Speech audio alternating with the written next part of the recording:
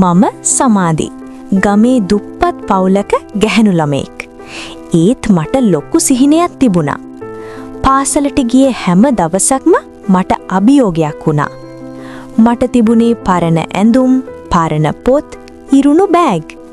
පාසලේ සමහර ළමයි මට hina වුණා.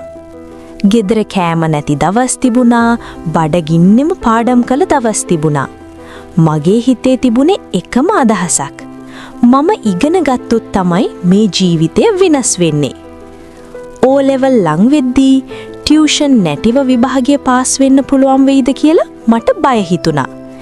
ඒත් මම අත්හැරියේ නැහැ. රාත්‍රී පුරා පාඩම් කළා.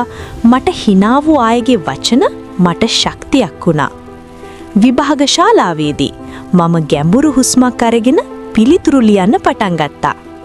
මම විශ්වාස කළේ මගේ උත්සාහයයි. ප්‍රතිඵල දිනේ මට ලැබුණේ පාසලේ හොඳම O level ප්‍රතිඵලය. පාසලේ හැමෝම පුදුම වුණා. මට ශිෂ්‍යත්වයකුත් ලැබුණා. එදා මට hina වූ අය අද මගේ දිහා ගෞරවයෙන් බැලුවා. මට තිබුණේ මුදල් නෙවෙයි. මට තිබුණේ ආත්ම විශ්වාසය. ඒක තමයි මාව මෙතනට ගෙනාවේ.